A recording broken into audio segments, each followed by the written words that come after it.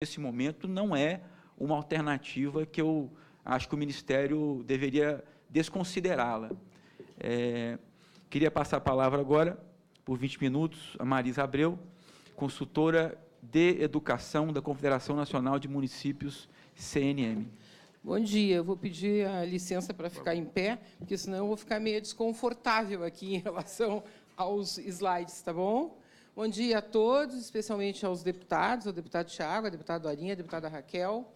Em nome da direção da CNM e do presidente Paulo Zukowski, que está aqui conosco, acabou de chegar, agradecer o convite e dizer para vocês que, para os municípios, essa questão do financiamento da educação, como todas as questões relativas à educação básica, são fundamentais.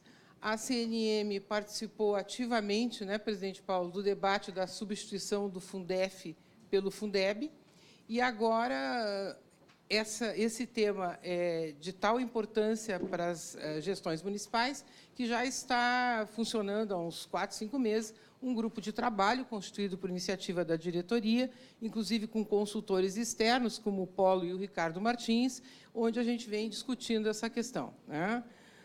Deixa eu ver se eu entendo isso aqui. Melhor eu ficar mais embaixo, tá?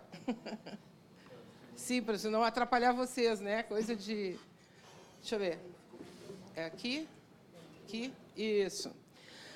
Primeira coisa que eu gostaria de dizer para todos é que a nossa perspectiva é de aprofundar o debate e, nesse sentido, nós gostaríamos de parabenizar a comissão por esse conjunto de audiências públicas que fez e vem fazendo, e entendendo que a permanência do Fundeb a substituição do Fundeb por um outro fundo é fundamental. Eu até vinha lembrando que eu participei de uma audiência pública no Senado Federal em abril de 2015, representando a CNM, onde estava, não me lembro quem assistiu, que está aqui, o Concede, a Undime, o MEC, e todos, era uma unanimidade naquela audiência, já em abril de 2015, que seria um desastre para a educação brasileira se a gente voltasse à situação anterior à existência do Fundef, substituído depois pelo Fundeb. E, ao mesmo tempo, nós entendemos que é um momento de aperfeiçoar o financiamento, de aprofundar o debate para aperfeiçoar, que seria um equívoco se a gente apenas reproduzisse o que a gente tem. Nós precisamos de mais mecanismo redistributivo, mais promoção de qualidade e de equidade. E, como a gente tem tempo, né, só para lembrar, a PEC do Fundeb foi votada em dezembro de 2006, quando o Fundef acabava no dia 1º de janeiro de 2007, a tal ponto que a lei de regulamentação foi uma medida provisória. Não dava nem tempo de fazer a lei de regulamentação para que não se tivesse uma descontinuidade do processo. Essa medida provisória foi transformada em lei pelo Congresso em meados do ano de 2007. Então, nós precisamos aprofundar o debate e não ter pressa demais. E, por isso, esse conjunto de debates aqui é fundamental. E a nossa posição também... Olha, as transparências são maiores do que eu vou falar, mas é que elas ficam no site da Câmara, a gente sabe disso, né? Nós precisamos discutir o Fundeb no contexto do financiamento da educação brasileira, que tem recursos vinculados, que tem Fundeb, que tem salário educação e que tem transferências de recursos federais para estados e municípios na forma de transferências legais e de transferências voluntárias. E nós estamos, o nosso grupo de trabalho, com o apoio do presidente Paulo e da diretoria da CNM, muito preocupados em fazer um diagnóstico o mais preciso possível para que a gente possa fazer propostas consequentes e viáveis, né, que efetivamente venham melhorar o financiamento da educação. Um dos textos que a gente gostou e traz aqui é um estudo feito pelo MEC, divulgado em 2015. Eu tenho a impressão que o ex-secretário da SASE, o Arnóbio Marques, já falou sobre ele aqui, mas eu só vou destacar 3 aspectos. Primeiro, considerando Fundeb, recursos vinculados fora do Fundeb, salário, educação e transferências legais, o Fundeb corresponde a 63% dos recursos para o financiamento da educação básica pública brasileira. Então, ele é fundamental, mas ele não é tudo. Nós temos que discutir o financiamento da educação brasileira e o Fundeb no contexto do conjunto dos recursos disponíveis. Segundo a conclusão desse estudo, ele está disponível no site do governo federal, é que, em 2015, considerando esses recursos, ainda sem as transferências voluntárias, já se teria dinheiro suficiente no Brasil para garantir o custo aluno qualidade. O problema é que eles continuavam, apesar dos efeitos positivos do Fundef e do Fundeb, ainda mal distribuídos. 55% das redes municipais teriam o recurso necessário e 93% das estaduais. E esse estudo conclui com a necessidade de mais função redistributiva, especialmente exercida pelo governo federal, ok? E vocês não vão conseguir enxergar, mas depois podem olhar na internet. Nós temos aqui vários diagnósticos. Não tem luzinha nisso aqui? É embaixo? Não tem. Que triste. Bom, isso aqui é um estudo de um consultor do Senado, Marcos Mendes, também está disponível no site do Senado, onde ele mostra a evolução dos gastos do governo federal entre 2004 e 2014 com a educação brasileira. Vejam que os gastos com a rede profissional e tecnológica do governo federal aumentou 1.533%. A complementação da União ao Fundeb aumentou 1.205%. Ela está constitucionalizada, né? Enquanto as receitas cresciam significativamente e a contribuição de estados e municípios aumentava para o Fundeb, a complementação da União tinha que aumentar mesmo. Mas vejam só, depois o FIES aumentou 1.110%. E, enquanto isso, o apoio ao transporte aumentou 120%. E o apoio à alimentação escolar aumentou 113%. Então, há um desbalanceamento dentro dos gastos do governo federal entre a educação superior e tecnológica e a educação básica. E o próprio colega do Senado, Marcos Mendes, conclui com esse gráfico. Em 2004, o governo federal gastava 55% com a educação superior e profissional, 45% com a básica. Isso inverteu, diminuiu o percentual da educação básica para 37% em 2014. Isso aqui é um estudo do TCU. Olha, nós estamos buscando fontes em todos os estudiosos da educação brasileira, ok? Isso aqui é um estudo do TCU que mostra a evolução dos gastos do governo federal com a educação básica só, entre 2010 e 2013. Vejam que a que mais cresceu foi a complementação ao Fundeb.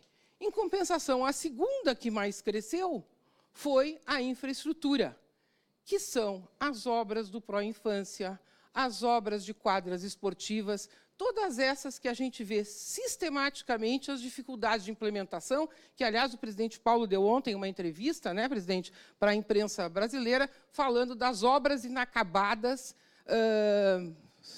teoricamente financiadas pelo governo federal, que os municípios depois não conseguem terminar por N problemas de falta de repasse de dinheiro e de problemas de desenho do modelo do programa, né? Em compensação, os senhores podem ver que a alimentação escolar diminuiu e que o transporte diminuiu o volume total de dinheiro do governo federal entre 2010 e 2013.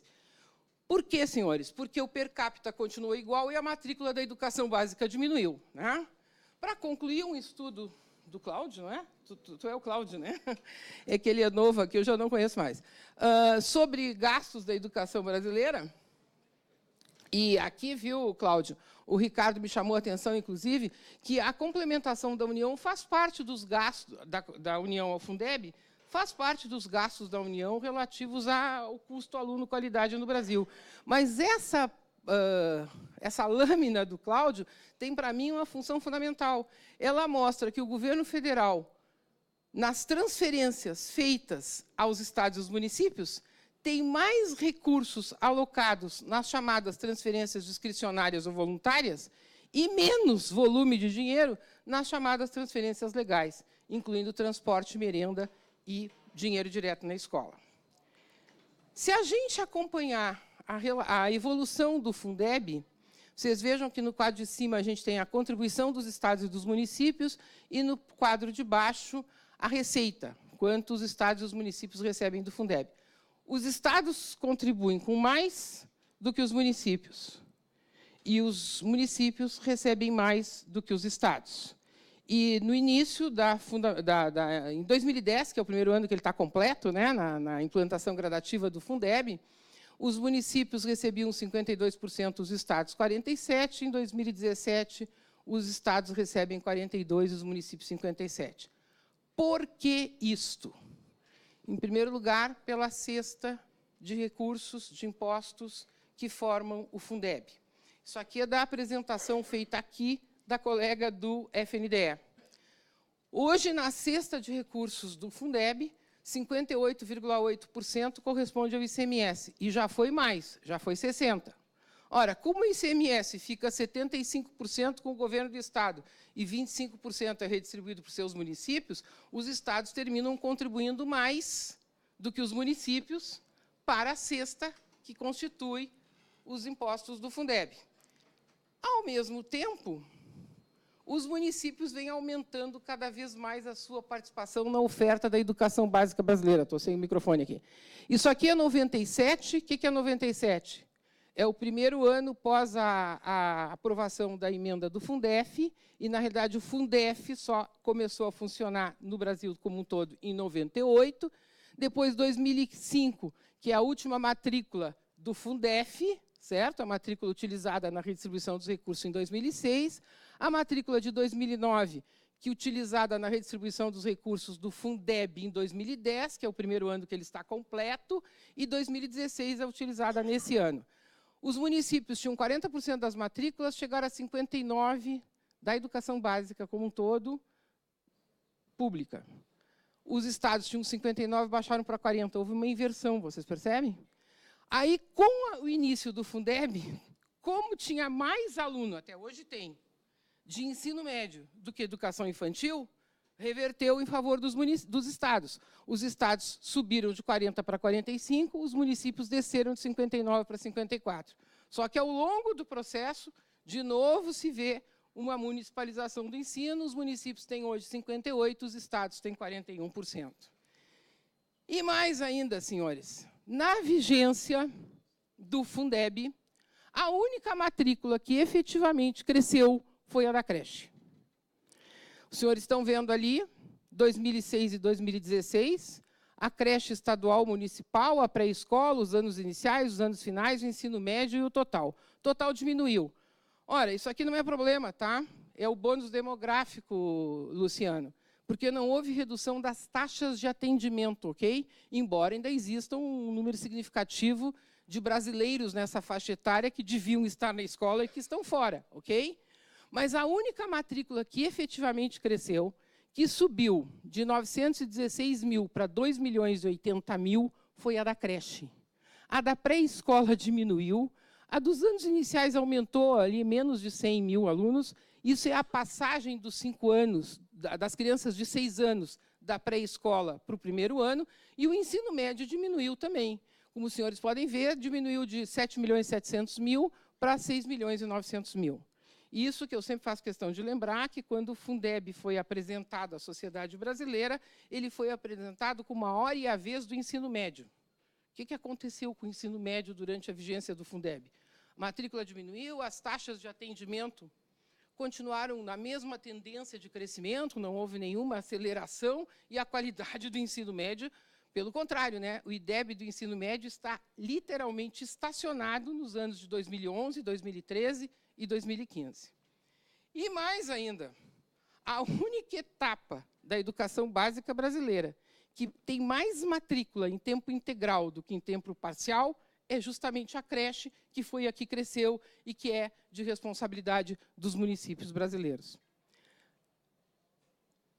Para fazer uma avaliação dos efeitos do fundo, nós estamos trazendo aqui os estudos do INEP, que colegas já apresentaram. O Jorge Abraão, por exemplo, já apresentou aqui, certo? Mas só para a gente ter presente. O Fundeb o Fundef e o Fundeb tiveram um resultado importante na redução das desigualdades regionais brasileiras. O valor por aluno entre os estados brasileiros diminui, né? Eu selecionei ali do estudo do Fundeb a diferença entre... Eles fizeram essa seleção entre Maranhão, que é o estado de menor quantidade de recursos, para São Paulo, que é o que tem mais recursos, considerando matrículas, tem mais matrículas. as diferenças que eles teriam com e sem complementação da União no ano de 2007 e no ano de 2014. Então, há uma redução significativa das diferenças entre os valores por aluno ano do Fundeb entre as unidades federadas brasileiras. Mas, mais do que isso, o mais importante, e é um pouco do que a Priscila já indicou também, é a diferença, a redistribuição de recursos do Fundeb dentro de cada unidade federada brasileira, porque os fundos são 27 fundos, não é isso? O Alessio ainda dizia isso hoje lá na audiência do Senado. Esse estudo do INEP nos mostra o que vocês veem aí. No total dos municípios, 59,7% ganham recursos com o Fundeb. O que significa ganhar? Ter um retorno no mínimo 10% ou mais do que contribui, certo? Empatar é o retorno ficar na faixa de menos 10%, mais 10%. E perder é ter um retorno de, no mínimo, 10% a menos ou mais do que isso. 28% dos municípios perdem, 12% empatam. Mas tem uma questão muito séria aqui, que vários estudos levantam. Entre os pequenos, 71% perdem. Os municípios menores têm perda de recursos com o mecanismo redistributivo do Fundeb. Ao mesmo tempo, o INEP, eu não vou tratar detalhadamente disso, faz um outro estudo da relação de perdas e ganhos com os indicadores socioeconômicos. E chega àquela conclusão, ó, que entre 2008 e 2011 é uma tendência geral de que quantos maiores são os ganhos do Fundeb, pior é a situação socioeconômica e educacional dos municípios.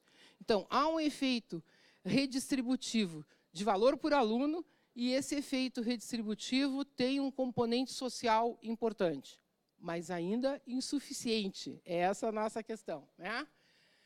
Em relação aos municípios de pequeno porte, olhem que interessante, vários estudos chegam às mesmas conclusões. O estudo do INEP, que 71,6% dos municípios de até 5 mil habitantes perdem recursos. Um estudo feito, está citado aí para vocês terem a fonte, sobre São Paulo, mostrando, frase que está lá, do qual a Úrsula Pérez participou, que vem aqui também, tem uma audiência que ela está prevista, né? Em São Paulo, municípios mais pobres, com receita concentrada no FPM, redistribuem recursos para municípios de grande porte, e um estudo feito no Rio Grande do Sul, que diz que os fundos terminaram, em algumas situações, tendo um efeito Robin Hood às avessas, principalmente para os municípios pequenos, cuja principal receita é o FPM. Para os municípios pequenos, o efeito do Fundeb é de desfazer o efeito redistributivo do FPM. Ok? Para os senhores terem uma ideia, ó, presidente Paulo, na discussão da passagem do Fundef para o Fundeb, uma questão que a CNM dizia com muita ênfase é que os municípios vão sair perdendo, porque se colocaria na balança dos estados o conjunto das matrículas do ensino médio e na balança dos municípios a matrícula do ensino infantil, e que tinha muito mais ensino médio, que ia haver uma perda relativa de recursos. Esse estudo deste professor da Universidade Passo Fundo, que foi o Ricardo que descobriu pela internet o estudo dele. Não, ele é professor da Universidade Passo Fundo. Ele defendeu tese de doutorado na Universidade de Santa Cruz de Desenvolvimento Regional, na pós-graduação de Desenvolvimento Regional. Ele, inclusive, já está, até sugiro que convidem ele para vir aqui, viu? Ele já está articulado com a gente, vai nos ajudar também a pensar. Ele fez um estudo para o Rio Grande do Sul, e ele chegou àquela conclusão, ó, que se em 2006, último ano de vigência do Fundeb, os municípios, a rede estadual repassava para os municípios 14,1%, logo que o Fundeb entrou em vigência, essa transferência caiu para 7,2%, e mesmo em 2014, que aumentou pela melhoria da ponderação da creche integral, que tem mais matrículas, e pelo crescimento da matrícula da creche, chegou a 12,5%. Ou seja, em relação ao Fundef, os municípios passaram não a perder no seu conjunto, mas a ganhar menos do que os estados transferiam para eles. Tá? Quais são as nossas conclusões em relação a isso? Primeiro, tornar um mecanismo de financiamento como o Fundeb em um mecanismo permanente, há um relativo consenso. Eu acho que nem todo mundo concorda, tá? Eu já tive conversas com alguns colegas servidores de secretarias estaduais de Fazenda que gostariam muito de diminuir a contribuição dos seus estados de ICMS para o fundo, até porque todos nós sabemos a dificuldade que vários governos estaduais estão. Mas eles não têm nem coragem de dizer isso publicamente, pelo menos até agora, né? Segundo, aumentar a complementação da União ao Fundeb também é um certo entendimento. E revisar a distribuição dos recursos, isso foi lá desde a audiência de abril de 2015, porque não tem fundamentação técnica para as ponderações. Eu participei, junto com a Dorinha, pelo Conselho da Comissão Intergovernamental, é uma disputa de recursos entre estados e municípios com o ministro da Educação arbitrando, que cada vez que aumentar a ponderação de uma etapa que é dos estados, aumenta o dinheiro para o estado. Se aumentar a ponderação de uma etapa que é dos municípios, aumenta o dinheiro para os municípios. E de tal forma que ninguém tem coragem. Olha, como é um fundo único, toda vez que a gente aumentar uma ponderação, proporcionalmente, a gente está diminuindo os recursos para todas as outras. Mas ninguém tem coragem de diminuir nenhuma, a gente só aumenta, né? E agora já chegou um patamar que faz 3 anos que não se mexe mais nas ponderações. Então, nós entendemos que é preciso... Bom, agora, posições da CNM, tá? É necessário potencializar o efeito redistributivo da educação, do financiamento da educação básica como um todo, no país e no interior de cada estado, que nós não temos que limitar o debate ao fundo, mas nós temos que tratar também das transferências legais e voluntárias da União, que nós precisamos assegurar maior participação da União no financiamento, não só na complementação ao fundo, mas também nas transferências, e que nós queremos, luta antiga essa, recursos federais para a integralização do piso por fora do Fundeb. E aí para todos os entes federados que efetivamente comprovem necessidade, não só para aqueles 9 estados que recebem hoje a complementação da União ao Fundeb. Em relação ao Fundeb, nós entendemos que, nesse momento, viu, colega Luciano, o colega José Roberto Afonso também trouxe isso, a gente sabe que existe uma discussão sobre a mudança da estrutura tributária brasileira, mas o Fundeb vai até 2020. Nós não podemos ficar esperando a reforma tributária para redefinir o financiamento da educação. Agora, a gente tem que discutir o financiamento da educação de olho na reforma tributária, porque, quando mudar lá, vai ter que mudar aqui também, né? Nós temos que fazer essa discussão articulada, mas não podemos ficar esperando. E a gente não acha que deva mexer muito na receita do Fundeb atual, viu? Aumentar para mais de 20%, com os governos estaduais do jeito que eles estão, vai ser muito difícil. E colocar os impostos municipais é meio tecnicamente inviável, né? Como é que a gente vai fazer? Cada município vai passar o dinheiro para quem, né? Ao mesmo tempo, a gente defende que tem que ter um maior efeito redistributivo no interior de cada estado, por grupos de municípios, conforme indicadores de capacidade fiscal, condições socioeconômicas e custo de vida. E não somos os únicos que estamos dizendo isso. Aqui, numa audiência, esse colega secretário de Educação de Mirabela, em Minas Gerais, já disse isso. Repensar o valor do repasse por aluno do Fundeb dos municípios do interior para a capital. Mas não é só interior e capital. É cidades que têm receitas próprias significativas ou que têm um enorme repasse de ICMS, porque é sede de uma refinaria, porque é sede de um polo petroquímico ou de um polo metal-mecânico. É mais complexo do que interior e capital. E esse colega do Rio Grande do Sul chegou a dizer isso com essas palavras, que o novo fundo deve contemplar critérios de distribuição segundo heterogeneidade dos municípios e região. Inclusive, ele diz uma coisa que nós dissemos sempre. O FNDE já faz isso, por exemplo, no programa do transporte escolar. Ele já define 4 valores per capita diferentes para o Brasil. Só que, claro, de acordo com critérios de interesse do transporte, área geográfica, população rural, etc., né? Estou terminando. Segundo, nós defendemos que deve existir apenas um valor anual por aluno para toda a educação básica obrigatória, da pré-escola ao ensino médio regular, com variação de urbano e rural, e de educação especial, porque ela tem que ser fundamentalmente inclusiva. Mas defendemos um tratamento diferenciado para a creche, para a jornada integral e para a educação profissional. Vejam que essas 3 etapas ou modalidades são mais caras exatamente pelas mesmas razões. Uma relação de alunos para o profissional da educação menor e porque precisam de mais equipamentos, né? E é muito interessante observar como as coisas ocorrem na vida. Isso, na realidade, já existe. Quando o governo federal criou o Brasil Carinhoso, que é um problema, hoje a gente acabou de receber um e-mail dizendo que tem X municípios que ainda não receberam dinheiro esse ano, né, do Brasil Carinhoso, é o quê? É repasse do governo federal para manutenção e custeio de creches, não é para construção de obras, e para todos os municípios brasileiros, não só para os municípios dos estados com complementação da União ao Fundeb. Quando o governo federal cria o Mais Educação, são recursos extra-Fundeb para a implantação do tempo integral para todos os estados brasileiros, não só para aqueles da complementação ao Fundeb. Então, nós estamos defendendo que tem que ter tratamento desse tipo para essas 3 etapas ou modalidades. Tá?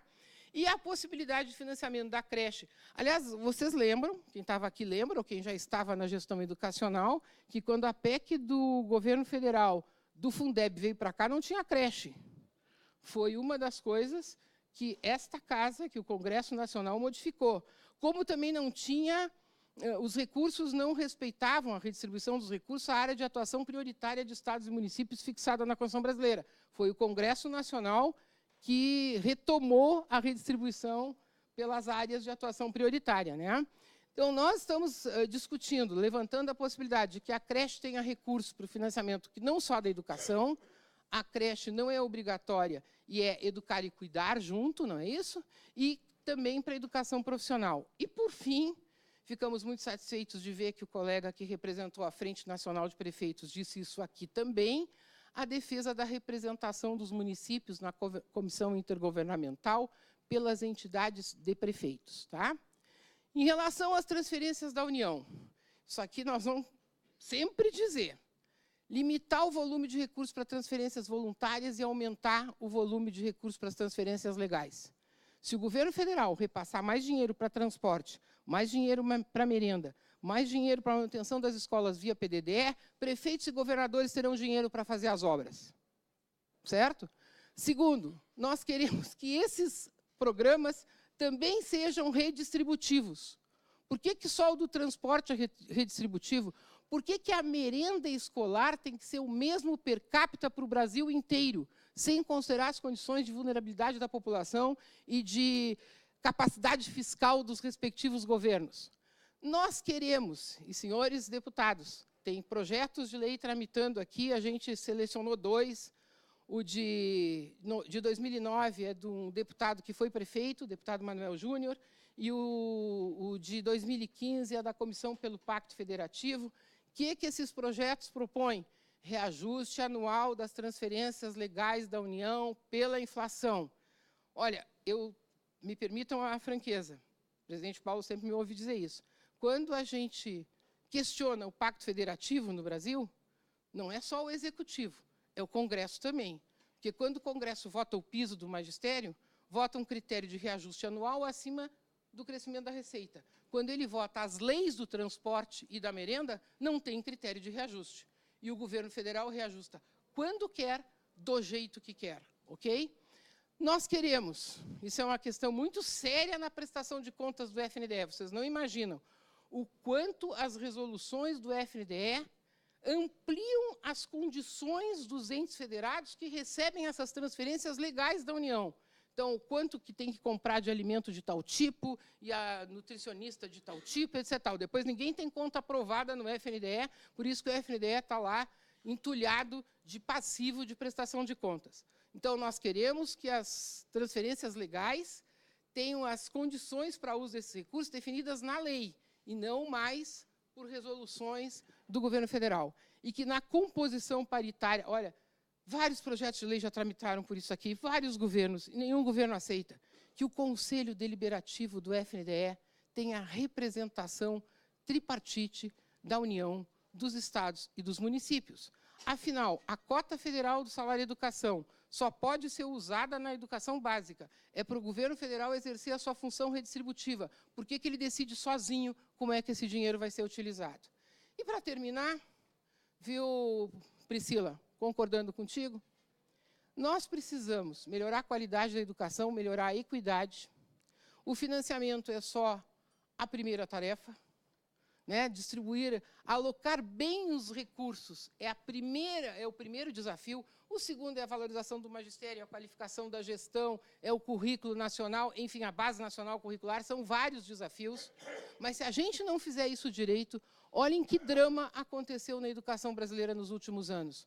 Uma fuga de alunos da escola pública para a escola privada. Só reverteu nos últimos 2 anos por causa da crise econômica. Se a gente melhora as condições de vida da população, aumenta a distribuição da renda e não melhora a qualidade da educação pública, é isso que nós vamos fazer. Então, nós precisamos de educação de qualidade e com equidade, como disse a Priscila. Muito obrigada. Obrigado, Marisa. Eu queria agradecer